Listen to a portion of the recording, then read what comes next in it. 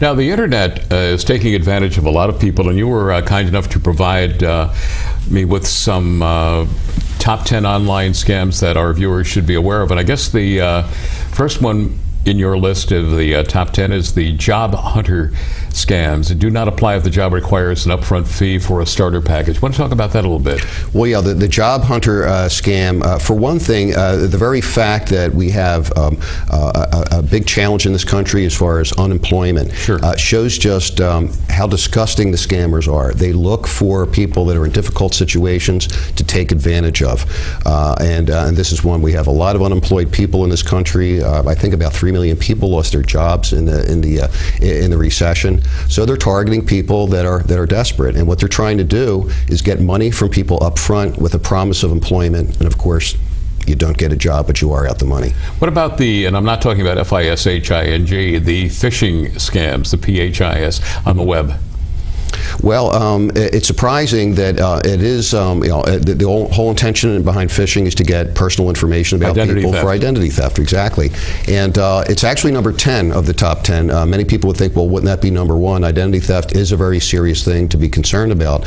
And you have to be very tenacious about guarding your social security number, any personal information you have, bank account numbers, credit card numbers, and things like that. Because many of us do business online, and that information is there. We don't want to send it to the wrong people because they'll use that information for identity theft purposes. One thing which is not on your list, but I happen to think of it because it happened to me yesterday, and it happened to be about 8 or 9 months ago. I got an email from a friend who said that they're stranded in Scandinavia and they need $2,300 to get out of the situation that they're in Scandinavia, and could I please send them the money right away to get out of the situation, and they would pay me when they get back home. Well, the only thing is, first of all, I know the person is home and not in Scandinavia, but and the same thing for the other person that was a friend of mine. There's a lot of that going on now, isn't there? Yeah, I mean, that is an example of how it's done, imitating another business or another individual to gain your confidence. Now, you were talking about those people that say, we're going to do your driveway, and I guess those are the kind of folks that your driveway looks great until the first rainstorm. Mm-hmm. And then it looks like it did prior to them coming. When you run into that sort of a situation, or is there anything legally that can be done, or you pretty much just have to accept the loss and realize that someone took advantage of you? Well, yeah, it's difficult because you're probably dealing with someone that's not from the area, and that's very intentional. What the Better Business Bureau can do is warn people, and a program like this is a great way for us to get the message out to not do business with people like that. Not only do you not get a good job done, sometimes nothing gets done. They'll try to get as much money as they can up front, sometimes the whole amount. And that's when you're in trouble. In that case, you probably don't want them to touch the driveway or whatever it is they're supposed to do, because we hear complaints about jobs unfinished, they're started, they've torn things up, and then they've disappeared. So you're right, it's kind of hard to be able to catch these folks and to hold them accountable. What about businesses that are located in a community and you can follow them? What sort of legal action could one take? Do they go to the Better Business Bureau and report that, you know, they did business with this company located in, say, the city of Rensselaer, and they're, you know, kind of shady and they didn't deliver? Or is there legal action? Can they go to the courts, the police? Well, they can. As a nonprofit organization, we're not affiliated with law enforcement or the government in any way. But what we can do is, in many cases, prevent people from having to go the legal route. In other words, if it's an established business in the organization, as we mentioned earlier, they know that this complaint is going to be reflected in the record that anyone can see. And if they don't resolve the complaint, if they are accredited by the Better Business Bureau, they get expelled and all the bad press that goes along with that. And even if they're not accredited by the Better Business Bureau, everybody can see what they're doing. Okay. The next is debt relief and settlement services. When a debt settlement company claims they can eliminate interest rates, this should be a big red flag. Talk about that a little. Well, sure. And again, isn't that terrible? There are people in terrible financial straits. You hear the commercials on the radio all the time. Yeah, and by the way, the commercials check everything out, I guess is what I would say. There was one organization that was, for example, advertising free credit score information. Anyone can get credit reports from the 3 credit bureaus and find out all that information that the credit bureau has, except for one thing: they don't give you your credit rating. So people would like to know what their credit rating is. People are telling us all the time that you can't get a loan or a good rate and so on. You're really limited in what you can do if you don't have a good credit rating. And you'll see a commercial that says you can get this information for free. You find out later that you need to sign up and join and pay. And then it's supposedly free, and it goes along with the membership. And that's one of the examples of the ways that they trick people into what they think they're getting for free, they're really paying for. What about organizations that claim they represent the Better Business Bureau and have your logo? Or I've received some that claim they represent banks and use the bank's logo to get information from you. How do you protect yourself from that? Again, that's one of the great things about the Better Business Bureau website. You can check it out. And I'm glad that you mentioned this, because if I want to do business with you and I see that you have the Better Business Bureau logo, anyone can copy and paste anything these days. I mean, you can pretty much steal someone's almost entire website if you know how to do it. But you do have a way to check, and that's go to bbb.org, the Better Business Bureau website, and check to see if they're legitimate. What about you hear these offers on radio and television, and also you see them on the internet, or you see them in newspapers, where you can work from home and hardly have to do anything and make thousands of dollars a week? Mm-hmm. Sounds too good to be true, so it probably is the old saying. And but again, sometimes people are again, you're looking at for the most part unemployed people, and then we have lots of them, unfortunately, right now, very susceptible to that sort of thing. The senior citizens are another group that are targeted, and by the way, it's not for some of the reasons that people might suspect, but they're available.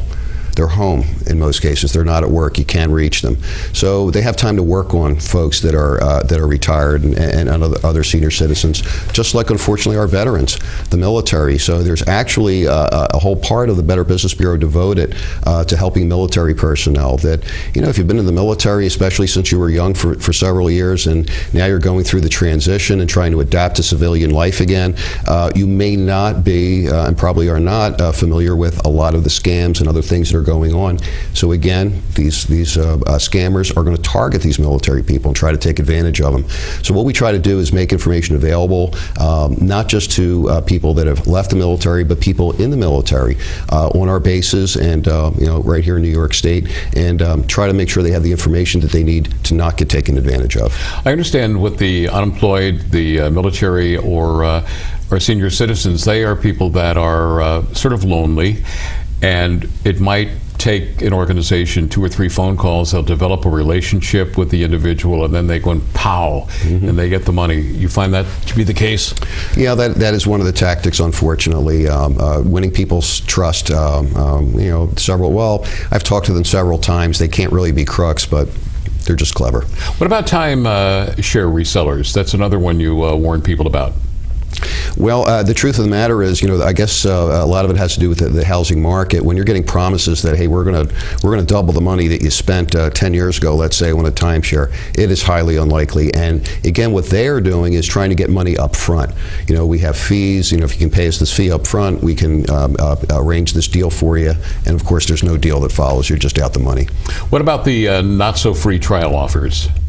Happens all the time, right?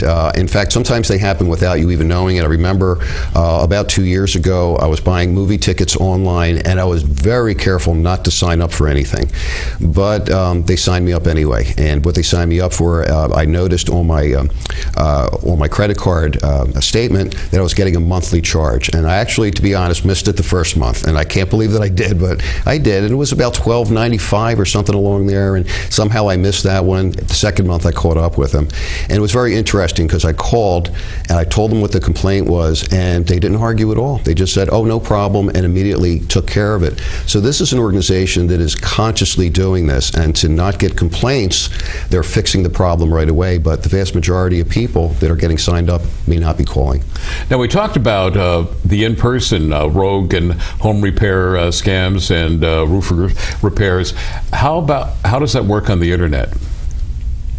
As far as the scam, these same people, we talked about people coming in person, going up and down your street, but on the internet, how are these people sucking people in? Well, yeah, I mean, we're talking about spam now, right? So you want to be very careful about any emails that you're getting, information over the internet that you haven't asked for. And yeah, you're right. We see those things all the time where you start to wonder sometimes, where did that information come from? And in a lot of cases, well, probably the best thing to be careful of is whenever you're doing business with somebody, check to see what they're doing with the information, and they're required to tell you. Some organizations will share information with anyone who's willing to buy it from them, and that's exactly what they do. What about lottery and sweepstake scams on the internet? Oh my gosh, I had this poor old couple in Elmira called me a few years ago, and they almost made a fatal mistake in terms of one of these scams. They were told that they won $3 million. The woman who called me, her husband got a letter, and it was for a lottery somewhere in Europe. Now, first of all, we're not even in this country legally allowed to participate in foreign lotteries, so that's a big red flag right there. But the first question I asked her was, did you get in, did you play a number? Did you get into this lottery in some way? And she said no. I said, well, do you think there's really any chance that you won a lottery that you didn't enter? And she said, well, I was told that I was randomly selected. Well, she was randomly selected, all right. And that there's information all over the place where you can contact just about anyone on the planet these days, and that's what's happening. People are being contacted, and again, here's the key: asking for money up front. We need to pay taxes to the government of whoever, right, where you supposedly were participating in the lottery, so they ask for the money up front. Whenever people ask you for money up front, when it comes to a lottery or even those employment situations, that's a big red flag. Okay, we only have about a minute left, and we didn't get through all of the scams on the internet, but what final, I guess buyer beware would be it's almost cliche-ish, but what advice do you have for our viewers today? The advice is that are consumers.